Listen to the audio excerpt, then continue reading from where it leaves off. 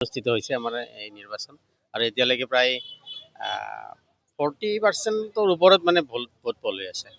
ভাল লাগে, শান্তিপূৰ্ণ হৈ আছে। সিজনেতো মানে আমি এইটোৱে ক'ম যে আমাৰ অনুষ্ঠান মানে যিবিলাক কাম হ'ব যাতে সেইবিলাক কাম আৰু মানে সুন্দৰভাৱে হয় আৰু যিটো মানে ৰাইজে যেনেকৈ ধৰণে বিচাৰে ৰাইজৰ কাম হ'ব লাগে, কোনো হেৰি নোহোৱাকৈ দালাল তাৰখিনি যাতে মানে যিবিলাকৰ মানে আচলতে নিদি যাৰ প্ৰয়োজন যেনেকুৱা ধৰণৰ সেনেকুৱা কোনো পাৰ্টি দল বা এনেকুৱা নাচায় যাতে এইটো আমাৰ জাগাৰা না জাগাৰা হাইস্কুল। তাকে ভাল লাগছে যে সব মানুহখিনি আহি পেলাই সবেই স্বতঃস্ফূৰ্তভাৱে আহি পেলাই ভোটদান কৰিছে। আমিও কৰিলোঁ।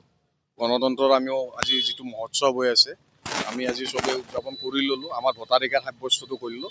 আৰু এটাই অনুৰোধ ৰাইজক, সবেই আহক, নিজৰ ভোটদানটো কৰক, নিজৰ প্ৰাৰ্থীজন মানে চিলেকশ্যন কৰক, আহি এখন সুস্থ সবল এখন যাতে চৰকাৰ আমাৰ হয়, অসমৰ যাতে উন্নতি হয়, সবেই আহি পেলাই ভোটদানটো কৰক।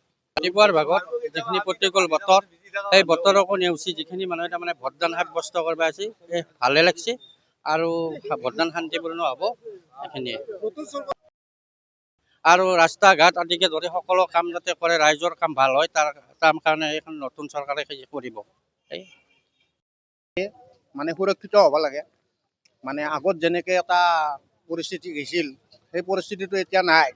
এতিয়া ৰাতি 10টা 11টা 12টা বুলি কোনো কথা নাই। ঘূৰা ফুৰাত বহুত সুবিধা, বেপাৰ বাণিজ্যত সুবিধা। মানে মেইন বস্তুটো হৈছে কি আমাৰ বিদেশৰ ফালৰ পৰাও ভাল হৈছে। চাকৰি বাকৰিটো এইবিলাক ক'বই নালাগে, আগত যি আছিল সেইটো বেলেগ, এতিয়া নিকা হৈছে। এতিয়াতো আমাৰ মেইন সমস্যাটো হৈছে আমাৰ কৰ্মসংস্থাপন। কৰ্মসংস্থাপনৰ ওপৰত চৰকাৰখনে বহুত গুৰুত্ব দিলে আৰু নেক্সট চৰকাৰ হ'লেও তেখেতসকলে যদি গুৰুত্ব দিয়ে, সেইটোৱে মেইন কথা। আমাৰ মেইন বস্তু সেইটোৱে আমাৰ চেণ্টাৰটো হৈছে আপোনাৰ 58 নে 58 স্থানটো আমাৰ হাইস্কুল, জাগাৰা হাইস্কুল।